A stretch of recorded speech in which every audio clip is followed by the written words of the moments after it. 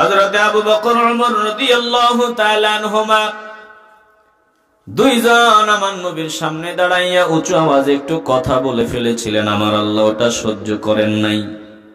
আল্লাহ তাআলা আয়াত নাজিল করে দিলেন, শোনো, লা তুকদ্দিমু বাইনা ইয়াদাইল্লাহি ওয়া রাসূলিহি ওয়াত্তাকুল্লাহ ইন্নাল্লাহা সামিউন আলীম।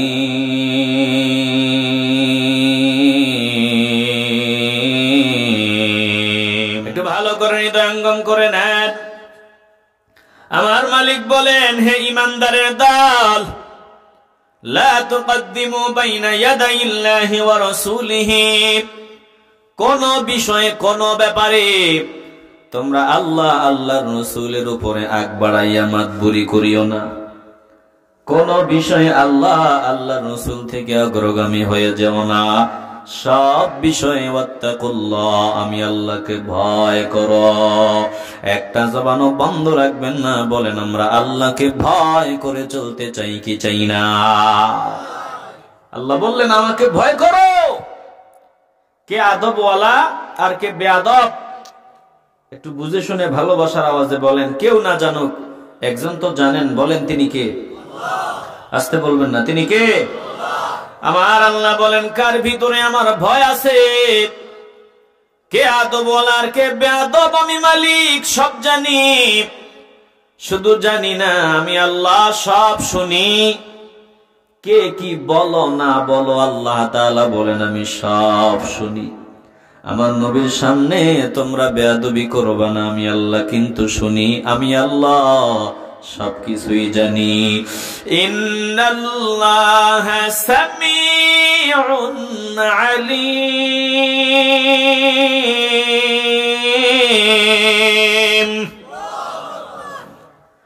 আমার মালিক বলেন আমি সব শুনি, আমি আল্লাহ সব জানি। নবীর সামনে ওর নিজেরা কোনো সিদ্ধান্ত নেওয়ার সুযোগ নেই। ভালো করে খেয়াল করে নেন। আজ এই ১৫০০ বছর পরে এসে আমরা কোরআনের কথাগুলো শুনতেছি। যখন আয়াত নাজিল হয়েছিল তখন তো সাহাবায়ে কেরাম আমার নবীরে দেখছিল। আমার নবীর সামনে দাঁড়াইয়া একটু নিজেরা সিদ্ধান্ত নিছিল। আল্লাহ পাক আয়াত নাজিল করে নিষেধ করে দিলেন, আল্লাহ আল্লাহর রাসূলের অগ্রগামী হওয়া যাবে না, মাতবুরি করা যাবে না। ১৫০০ বছর পর এখন তো নবী নাই। নবী আসেনি? আসতে বলবেন না, নবী আসেনি? আপনারা কি বলেন নবী নাই? আসতে বলবেন না, জোরে বলেন নবী নাই। সাহাবায়ে কেরামদের সামনে ছিল নবী, এখন নবী আমাদের কাছে নাই। আওয়াজ আর একটু লাগবে, ভালোবাসার আওয়াজ হতে হবে। নাই, জোরে বলতে হবে। নবী আসেনি। কোথায় আছে? ভিতরে আছে। কোথায় আছে? আমার মালিক বলেন, আন-নাবিয়্যু আওলা বিল মুমিনিনা মিন আনফুসিহিম। আমার মালিক বলেন, শুনিয়া লও, যারা মুমিন আমার নবীর জায়গা তাদের আত্মার চাইতেও আরো নিকটে। মুমিনদের কাছে নবী তাদের জানের চাইতে তাদের আত্মার চেয়ে আরো নিকটে। ভালো করে উপলব্ধি করে নেবেন। যদি মুমিন হয়ে থাকেন, নবী দূরে না, নবী কাছে। কতটা কাছে বলে, জানের চাইতে আরো নিকটে। ওরে নবীর আশিকের দল,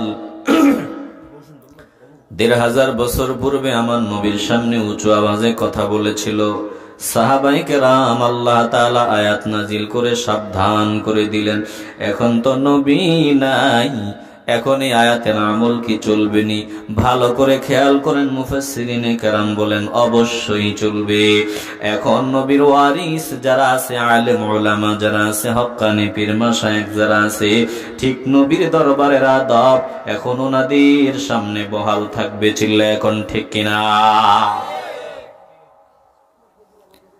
সাহাবায়ে কেরামদের দ্বারা কিছু ভুল হয়ে যেত, কিন্তু যখন আল্লাহ দিক নির্দেশনা দিতেন, অর্ডার দিতেন, ভুল থেকে শুধরে যেতেন। জিন্দেগিতে এই ভুল করতেন না।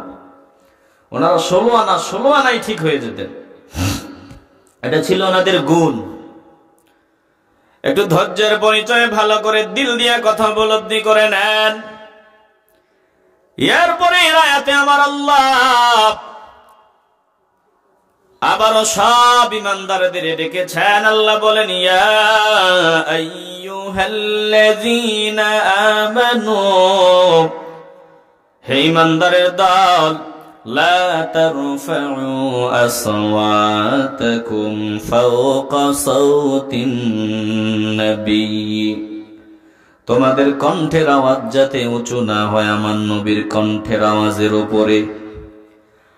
আর শোনে না, ওয়ালা তাজহারু লাহু বিল কাওলি কাজহারি বা'দিকুম লিবা'দিন, আমার মালিক বলেন, শোনো, যখন তোমরা আমার নবীর সাথে কথা বলবা এমন ভাবে কথা বলিও না যেভাবে তোমরা একজন আরেকজনের সাথে কথা বলো, যেভাবে আওয়াজ দিয়ে একজন আরেকজনের সাথে কথা কও।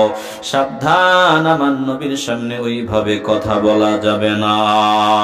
একে অপরের সাথে যেমনে কথা কও, আমার নবীর সামনে ওইভাবে কথা বলা যাবে না। আল্লাহ বলেন, যদি বলো শুনিয়া লও, তাহবাতা আমালুকুম ওয়া আনতুম লা তাশউরুন।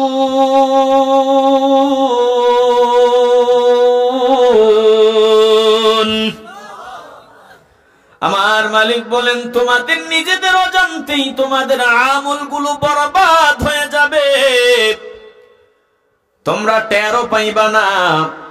যদি আমার নবীর সামনে উঁচু আওয়াজে কথা বলো, নিজেদের অজান্তেই জিন্দেগির সব আমল বাদ হয়ে যাবে, তোমরা টেরও পাইবা না।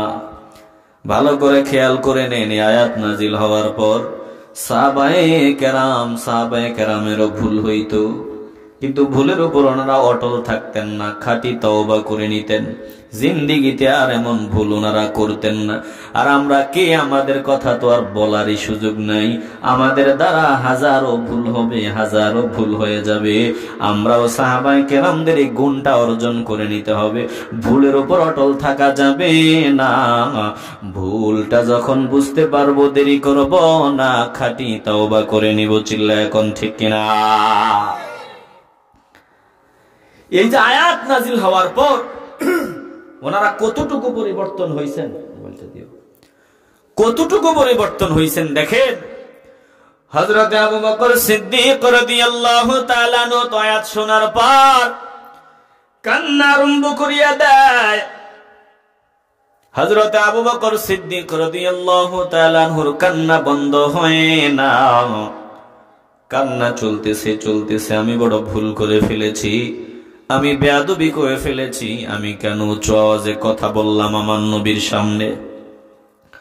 আল্লাহ নবীর সামনে গিয়া নিজের মুখটা নবীর কান মোবারকের কাছে নিয়ে আস্তে করে বলেন, ইয়া রাসূলুল্লাহ, আজকের পর যতদিন বেঁচে থাকবো জিন্দেগিতে আর আমি আপনার সামনে আওয়াজ দিয়া কথা বলবো না।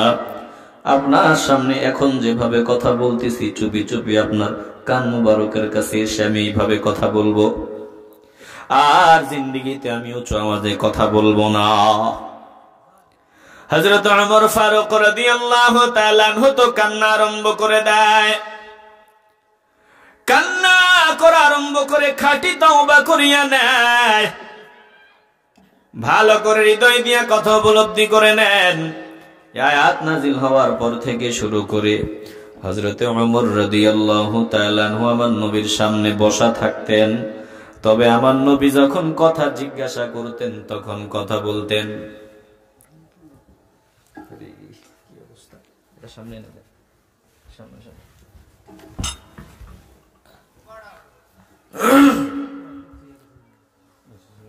ভালো করে খেয়াল করে নেন, হযরত ওমর রাদিয়াল্লাহু তাআলা আনহু কতটা পরিবর্তন হয়েছে।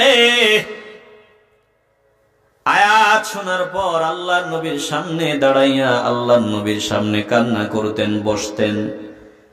আল্লাহর নবী যখন কোনো কথা জিজ্ঞাসা করতেন তারপরে জবাব দিতেন, কিন্তু জবাবটা এত আস্তে করে দিতেন, এত ছোট করে দিতেন, যাতে উঁচু না হয়ে যায়।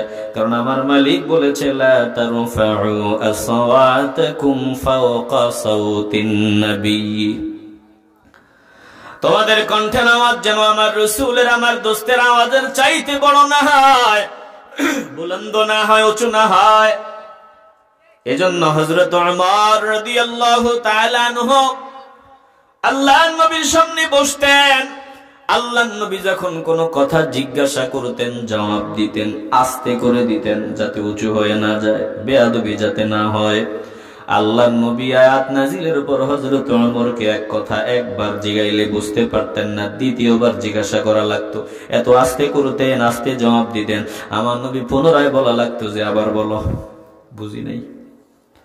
ভালো করে উপলব্ধি করে নেন, এই ছিল সাহাবায়ে কেরামদের আমল।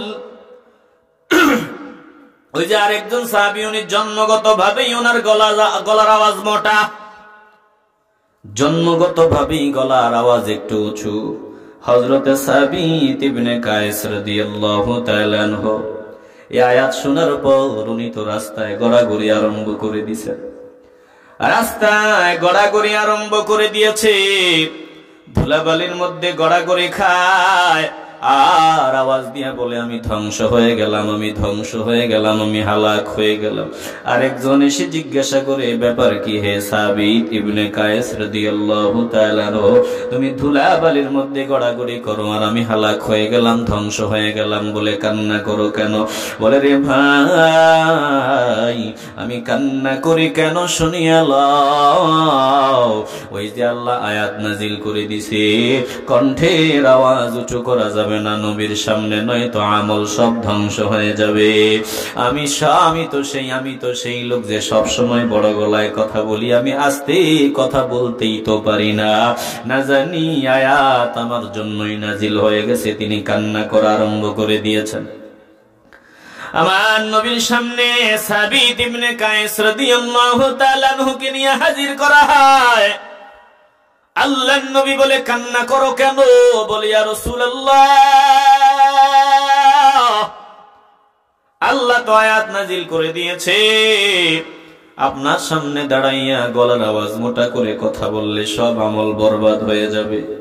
আমি তো কতবার আপনার সাথে বড় আওয়াজে কথা বললাম, আমি চাইলেও তো আওয়াজ ছোট করতে পারি না। আমি ধ্বংস হয়ে গেলাম, আমি হালাক হয়ে গেলাম, এজন্য আমি কান্না করি।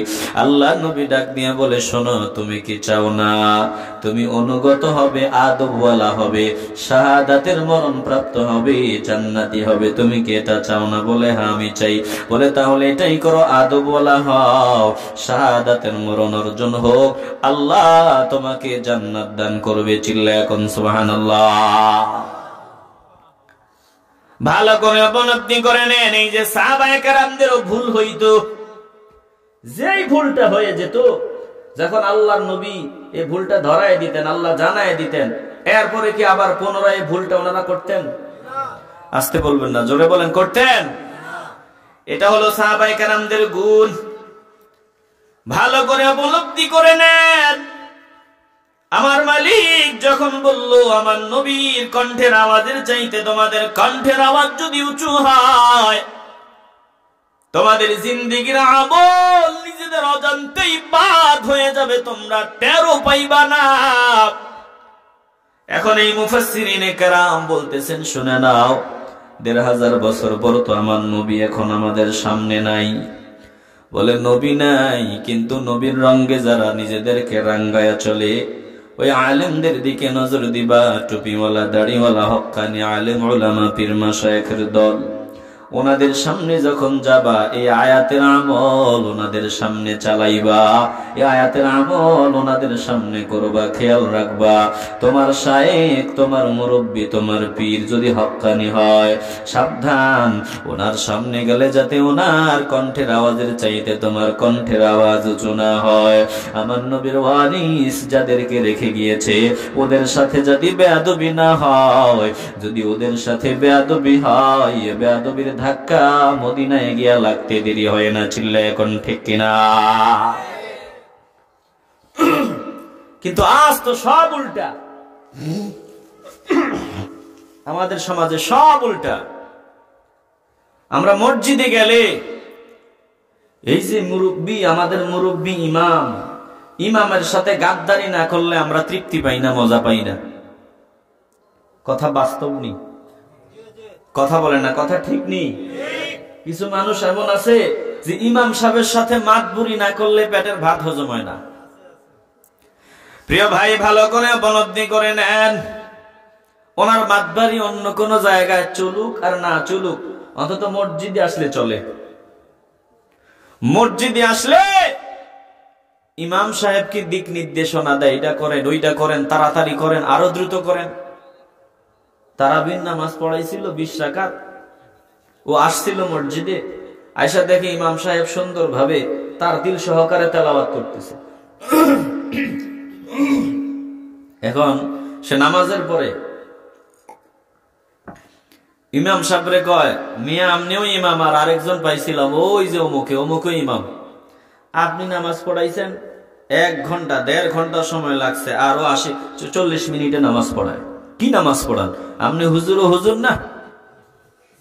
কথা কন না কা, আসতে বলবেন না, জোরে বলেন। আপনি হুজুর, ওই ব্যক্তি হুজুর না? আরে ভাই, হুজুরের মতো হইলেই হুজুর হওয়া যায়? কথা কয় না।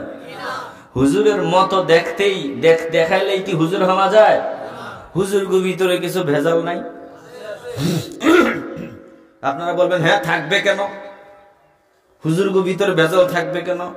এটা জ্ঞানীদের কথা নয়। সব ভালো জিনিসের নকলও থাকে, প্রত্যেকটা ভালো জিনিসের নকল পাওয়া যায়। অতএব আলেম ওলামাদের ভিতরেও, হাফেজের ভিতরেও, আলেমদের ভিতরেও নকল পাওয়া যায়। কিছু আছে কিছু মামু খালু দিবে না, আর সব জায়েজ বানায় দিবে।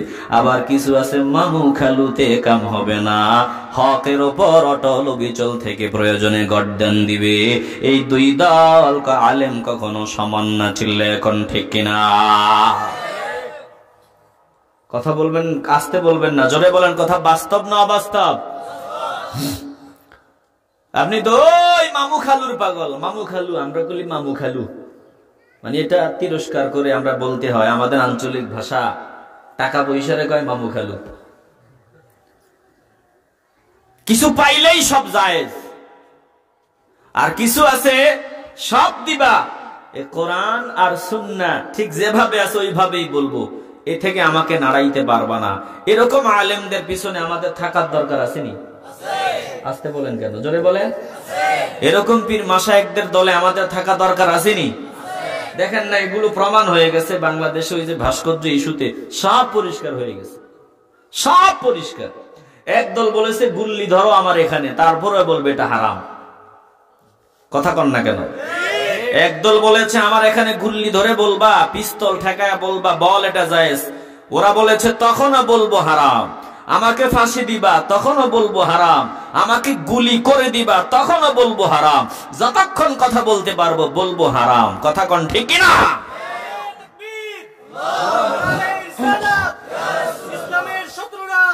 এভাবে এভাবে প্রত্যেকটা ব্যাপারে প্রমাণ তো হয়ে যায় কে আসল কে নকল।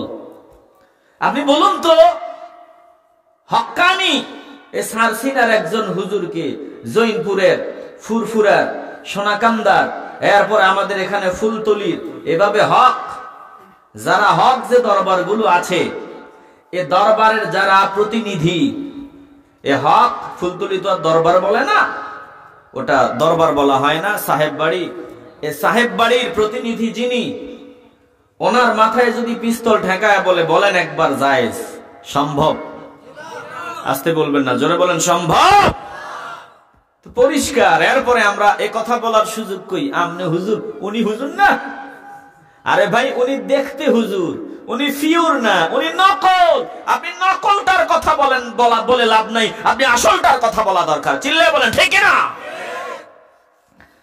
হে ভাই, ভালো করে খেয়াল করে নেন,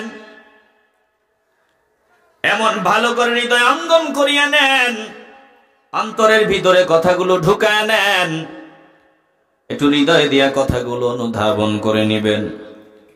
আল্লাহর নবী এখন নাই, কিন্তু নবীর ওয়ারিসগণ কিন্তু জমিনে আছে। এ ওয়ারিসদেরকে, আলেম উলামাদেরকে ভালোবাসাই আমার নবীরে ভালোবাসা হয়। উনাদের সাথে গাদ্দারি করা আমার নবীর সাথে গাদ্দারি করা হয়। এজন্য একটা জবানও বন্ধ রাখবেন না। এতদিন তো ইমাম সাহেবের সামনে গিয়া মাতবুরি করতাম, বড় বড় কথা বলতাম, চিল্লায় আওয়াজ দিতাম, ইমাম সাহেবকে অর্ডার দিতাম, এটা করেন ওটা করেন। বলেন আমাদের দ্বারা এতদিন ভুল হয়েছিল, সামনের দিনগুলাতে ভুলগুলা থেকে বেঁচে থাকতে চাই কি চাই না? আর ইমাম সাহেবদের জন্য আমি ছোট মানুষের কিছু কথা আছে, যারা ইমামতি করে এটা বড় গুরু দায়িত্ব।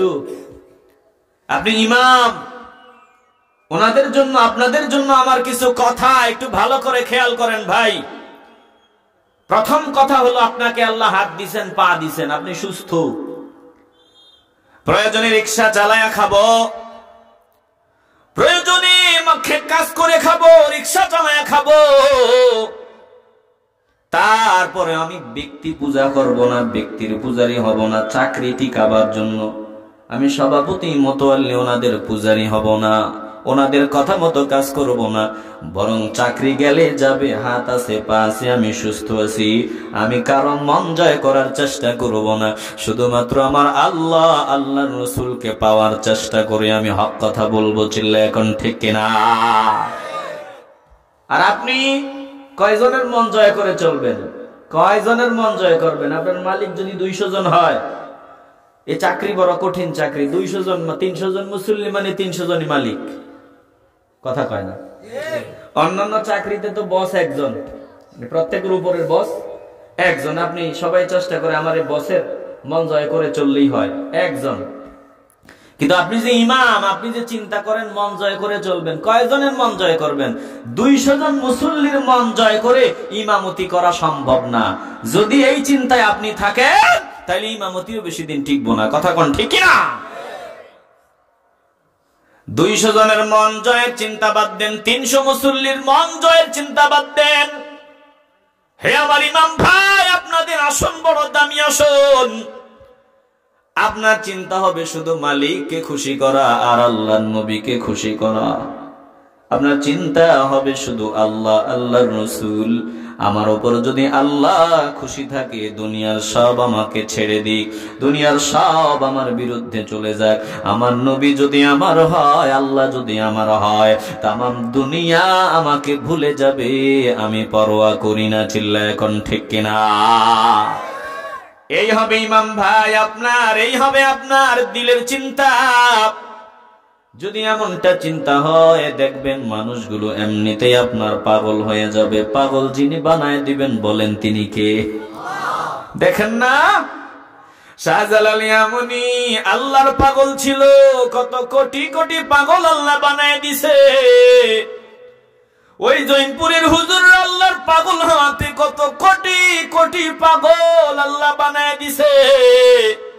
সারসিনার হুজুররা, সোনাকান্দার হুজুররা, ফুরফুরার আল্লাহর ওলিরা আল্লাহর পাগল হয়েছে। এই জন্য তাকায় দেখেন কত কোটি কোটি মানুষ আল্লাহ ওনাদের পাগল বানায় দিছে। ফুলতলির হুজুররা আল্লাহর পাগল হয়ে বিদায় হয়ে গেছে। ওই যে মরহুম হুজুর জমিন থেকে বিদায় হয়ে গেল আল্লাহর পাগল হইয়া। তাকায় দেখো, তাকায় দেখো, যারা আল্লাহর পাগল হয়, আমার আল্লাহ দুনিয়ার বাসিন্দাদেরও তাদের পাগল বানায়া দেয়। আর তুমি যদি দুনিয়ার মানুষের মন জয় করার জন্য ওই যে মামু খালু পাইয়া উল্টা পাল্টা কথাবার্তা বলো, হালাল তারে হারাম বানায়, হারাম তারে জায়েজ বানাবার চেষ্টা করো, তাইলে দুনিয়াতে তোমার মতো নিকৃষ্ট কীটার দ্বিতীয়টা কেউ নাই। আর তুমি যদি মালিকের সন্তুষ্টির জন্য কাজ করো, তোমার মতো দামি বান্দা আর জমিনে নাই। চিল্লা এখন ঠিক কিনা? এজন্য মানুষের মন জয়ের চিন্তা বাদ দিবেন, আল্লাহ আল্লাহর রাসূলকে খুশি করার চিন্তা। এগুলো আমার ইমাম ভাইদের জন্য। আল্লাহ আমাকেও ওই রকম ইমাম হিসাবে কবুল করেন। চিল্লা এখন আমিন। প্রিয় ভাই, ভালো করে উপলব্ধি করে নেন, যারা ইমাম মিয়া সাহেবদের সাথে বেয়াদবি করেন, পরিশুদ্ধ হন। আজকের এই আলোচনার পূর্বে অনেক বেয়াদবি হয়েছিল, অনেক ভুল হয়ে গেছিল। আজকের আলোচনা শোনার পর যদি নিজেকে ঠিক করে নেন, নিজেকে পরিশুদ্ধ করে নেন, হযরতে আবু বকর ওমর রাদিয়াল্লাহু তাআলা আনহুমা দয়েরও ভুল হয়েছিল, আমার নবীর সামনে ভুল করে ফেলেছে, একটু উঁচু আওয়াজে কথা বলেছে, গলার আওয়াজ মোটা করে কথা বলেছে। যখন আল্লাহ অর্ডার দিলেন আর কখনো এমনটা করবা না, ভালো করে খেয়াল করে নেন ইমানদাররা, এটা যাতে না হয় নবীর কণ্ঠের আওয়াজের চাইতে তোমাদের কণ্ঠের আওয়াজ যাতে বড় না হয়।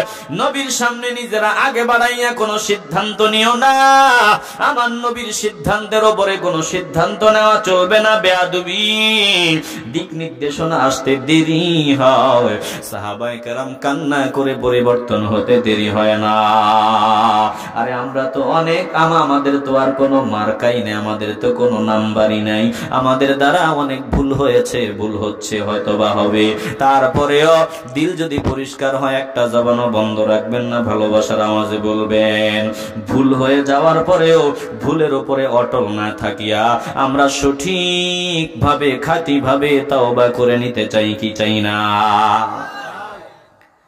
এবার আমার মালিক তাদের জন্য বলতেছেন যারা ইতিপূর্বে বেয়াদবি করেছিল, কিছু বেয়াদবি হয়েছে, কিছু ভুল ত্রুটি হয়েছে, আল্লাহ বলেন শোনো, নিশ্চয় যারা ইন্নাল্লাযীনা ইয়াগুদ্দুনা আসওয়াতাহুম ইনদা রাসূলিল্লাহ, নিশ্চয় যারা আমার রাসূলের নিকটে, রাসূলের কাছে নিজেদের কণ্ঠের আওয়াজকে নিচু করে দেয়, এতদিন উঁচু হয়েছিল এখন নিচু করে দেয়। আর বর্তমান সময়ে যারা আলেম ওলামাদের সাথে এতদিন উঁচু আওয়াজে কথা বলছিলেন, এখন থেকে আওয়াজটা নিচু করে দেন।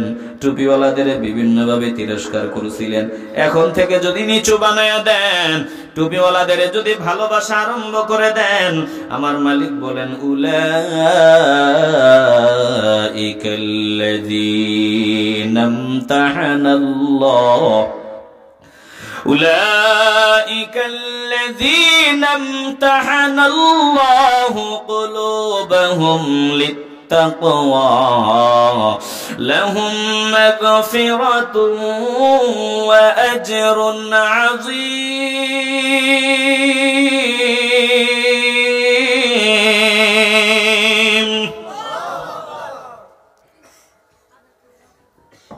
একটু ভালো করে হৃদয়ঙ্গম করে নেন।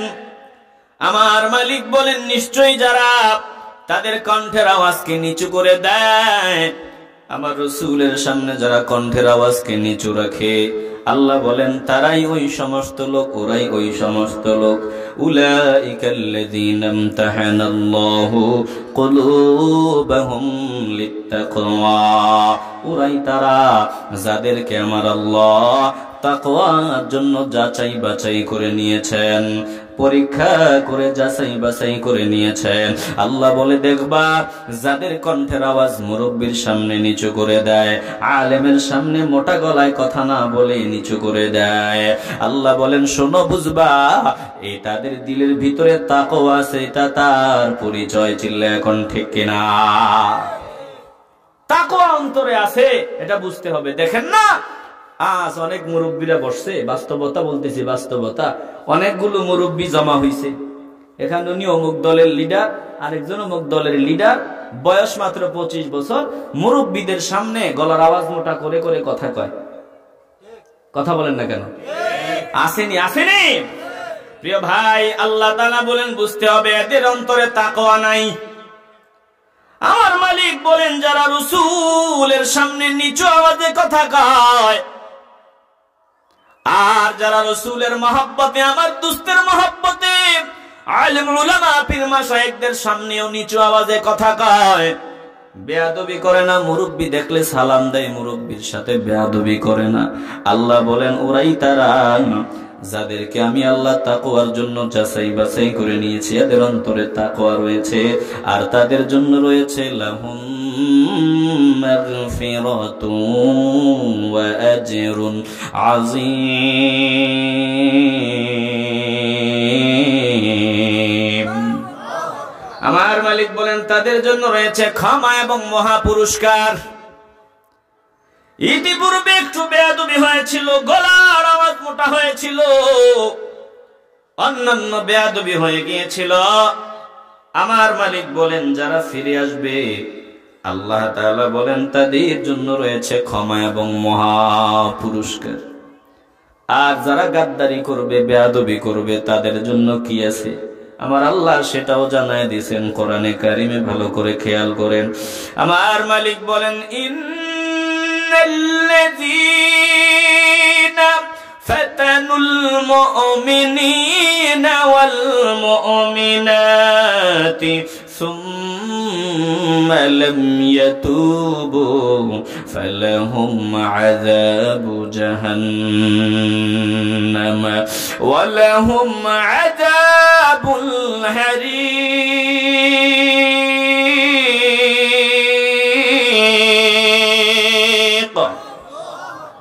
ভালো করে খেয়াল করেন, আমার মালিক বলেন যারা ক্ষমা তওবা করবে না, যারা গাদ্দারি করবে, আল্লাহ বলেন নিশ্চয় যারা ফাতানুল মুমিনিনা ওয়াল মুমিনাতি, আমার মুমিন পুরুষ আর মুমিন নারী গুলারে বিপদাপন্ন করেছে, কষ্ট দিয়েছে।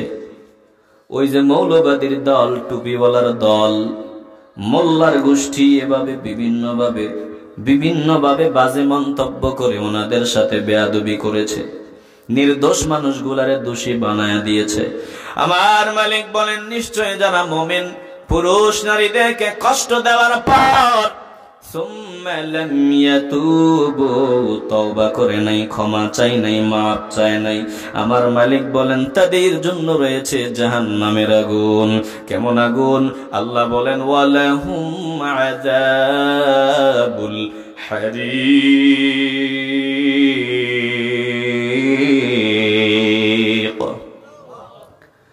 আমার মালিক বলেন অত্যন্ত তীব্র দহনকারী জাহান্নামের আগুন, অত্যন্ত তীব্র দহনকারী জাহান্নামের আগুন।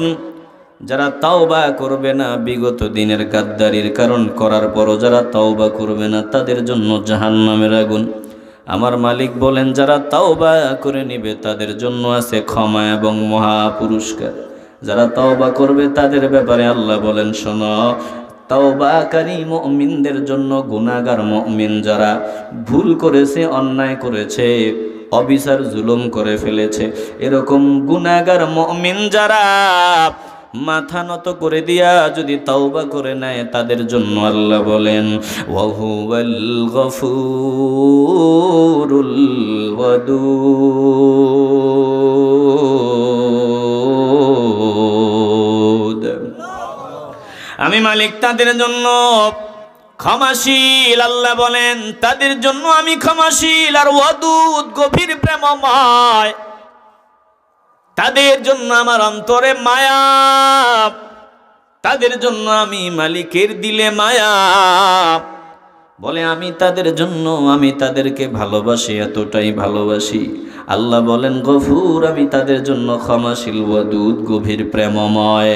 যদি তওবা করেন, বিগত দিনের অপরাধের জন্য যদি তওবা করে নেন, আল্লাহ পাক বলেন যারা তওবা করে যারা ফিরে আসে তাদের জন্য আমি ক্ষমাশীল, গভীর প্রেমময়।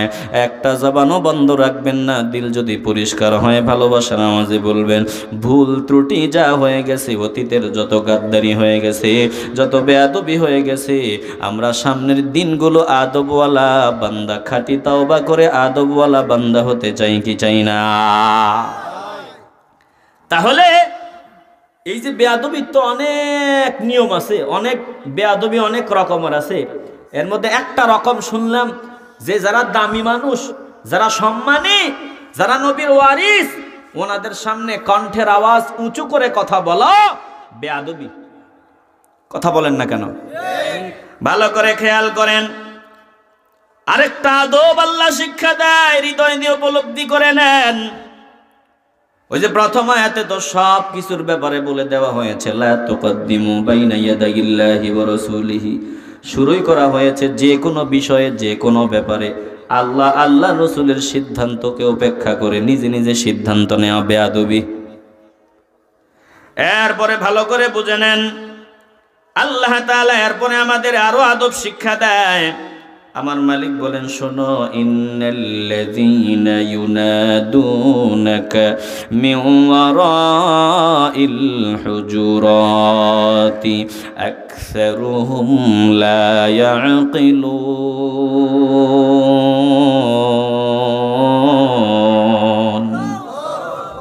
আপনারা ডাকেন না, ইমাম সাহেব, মিয়া সাহেব একটু ঘুমাইতে আছে, ও হুজুর, ও ইমাম সাহেব, কিও কই দত্তুরি মাতেন নাকা আসেনি?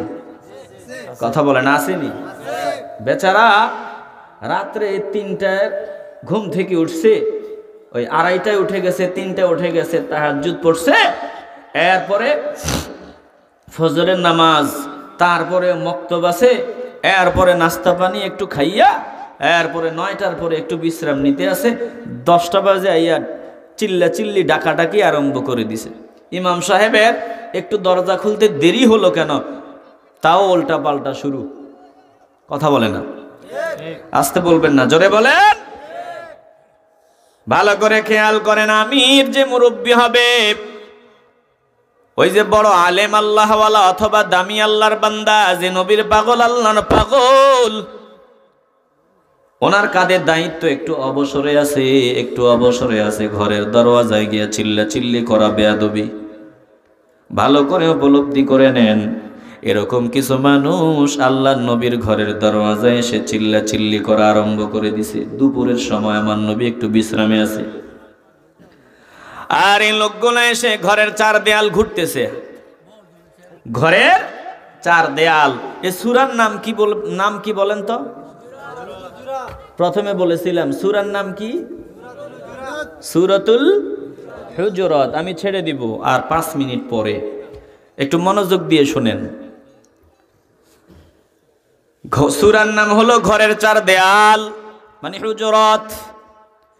এ মানুষগুলো আল্লাহ নবীর ঘরের 4 দেয়াল, একবারেই কোনায় যাইতো আর ডাক দিত, আল্লাহ নবীরে জোরে জোরে ডাকা আরম্ভ করতো। আবার ওই কোনায় যাইতো, আবার জোরে জোরে ডাক দিত, ঘরে আসেননি, এটা দরজা খোলেন, এভাবে ডাকতো, জোরে জোরে ডাকতো। তারপরে আবার আরেক দেয়ালে যাইতো, ডাকতো, আরেক দেয়ালে যাইতো, ডাকতো। বুঝতো না তো, মাত্র নতুন নতুন ইসলামের ভিতরে ঢুকতেছে, এখনো তো অনেক গ্যাপ আছে। যে দিক নির্দেশনা আসে ওটা কিন্তু আর ভুল হয় না। আল্লাহ রসুল যেটা জানায় দেয়, জেনে যাওয়ার পর আর ওনাদের দ্বারা কোনো ভুল হইতো না, এবং কান্না করতেন যে না বুঝা নবীরে কত কষ্ট দিছি। ভালো করে বুঝে নেন, যখন এভাবে ডাকতেছি আমার মালিক কিয়ামত পর্যন্ত সব ইমানদারদের আদব শিক্ষা দেয়। বলে তোমরাও যখন আমার নবীর ওয়ারিসদের সামনে যাইবা এইভাবে ডাকবা না। বর্তমান সময়ের মুমিনদের ডাক দিলেন, বলেন এইভাবে ডাকা বেয়াদবি, ডেকো না, এটা বেয়াদবি। কিয়ামত পর্যন্ত সব ইমানদারদের আল্লাহ বলেন তোমরা যখন ফুলতলি যাইবা, অথবা সারসিনা যাইবা, জৈনপুর যাইবা, বিভিন্ন জায়গায় যাইবা, অথবা মসজিদের মিয়া সাহেবের কাছে যাইবা, অথবা মুরব্বির ঘরের দরওয়াজায় যাইবা, এভাবে চিল্লা চিল্লি করা ইমানদারদের স্বভাব না। আমার মালিক বলেন ইন্নাল্লাযীনা ইউনাদুনাকা মিন ওয়ারাইল হুজুরাতি আকসারুহুম লা ইয়াকিলুন।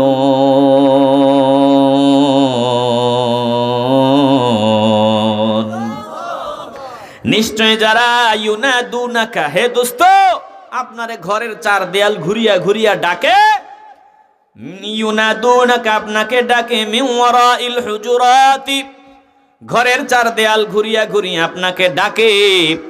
আল্লাহ বলেন আকসারুহুম লা ইয়াকিলুন, তাদের অধিকাংশ কোনো জ্ঞান নাই, কোনো জ্ঞান বুদ্ধি নাই, ওদের আকল নাই, জ্ঞান নাই। জ্ঞান থাকলে আপনাকে এইভাবে ডাকতো না। আল্লাহ বলেন ওয়ালাউ আন্নাহুম সাবারু, যদি তারা সবর করতো, ধৈর্য ধরতো, হাত্তা তাখরুজা ইলাইহিম, যতক্ষণ আপনি তাদের নিকটে বের হয়ে না আসেন।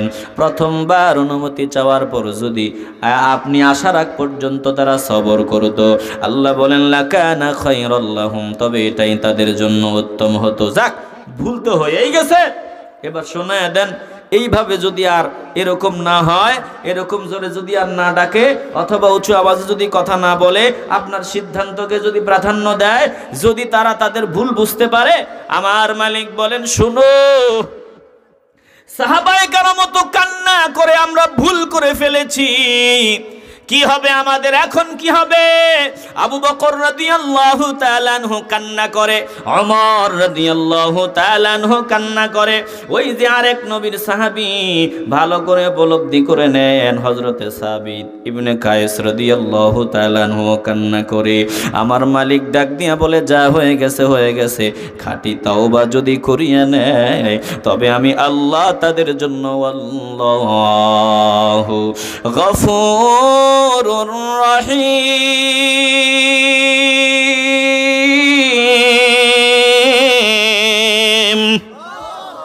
যা হওয়ার তা তো হয়েই গেছে, এরপরেও যদি তারা ক্ষমা চায় তাহলে আমি তাদের জন্য ক্ষমাশীল, পরম দয়ালু। সাহাবায়ে কেরামেরও ভুল হয়েছিল, কিন্তু ভুল হওয়ার পর এমন ভাবে আল্লাহর দরবারে খাঁটি তাওবা করেছেন, জিন্দেগিতে আর ওই ভুল ওনারা পুনরায় করতেন না। আল্লাহ তাদের ব্যাপারে বলেন, তারা এতটাই 16 আনা মানে, এতটাই 16 আনা আমাকে, আমার দোস্তকে ভালোবাসে। একটা ভুল যদি হয়ে যেত, আমি বলতে দেরি হতো, জিন্দেগিতে আর এই ভুল তারা করতো না, কান্না করতো, মাপ চাইতো, ক্ষমা চাইতো। আল্লাহ তাদের ব্যাপারে জানায় দিয়েছেন, রাদিয়াল্লাহু আনহুম ওয়া রাদু আনহু, আমি আল্লাহ তাদের উপর সব সময় রাজি খুশি, তারাও আমার উপর সব সময় রাজি খুশি। চিল্লায় এখন সুবহানাল্লাহ। প্রিয় ভাইয়েরা, সাহাবায়ে কেরামের মাঝে মধ্যে এরকম কিছু ত্রুটি বিচ্ছুতি হইতো, কিন্তু আল্লাহ যখন বলে দিতেন যে এটা ভুল, আল্লাহ রসুল যখন বলে দিতেন এটা ভুল, জিন্দিগিতে আর ওনারা ওই কাজটা করতো? মাথা দিয়া না, জবান দিয়া বলেন, করতো? এজন্য প্রিয় ভাই, আমাদের ভুল তো হওয়া স্বাভাবিক। ইতিপূর্বে অনেক বেয়াদবি আমাদের দ্বারা হয়েছে, সামনে যাতে আর কোনো বেয়াদবি না হয়, আমরা যাতে পরিশুদ্ধ হয়ে আদবওয়ালা হতে পারি, অতীতে যত বেয়াদবি করেছি সব বেয়াদবি যাতে বাদ দিতে পারি। মুরব্বির সাথে বেয়াদবি করছি, মসজিদের ইমামের সাথে বেয়াদবি করছি, ওই যে আলেম ওলামাদের সাথে বেয়াদবি করছি, সব বেয়াদবি থেকে ফিরে যাতে আসতে পারি, আমরা যাতে খাঁটি তাওবা করতে পারি। আল্লাহ আমাকে সহ আপনাদের সকলকে কবুল করুন, জোরে কোন আমিন।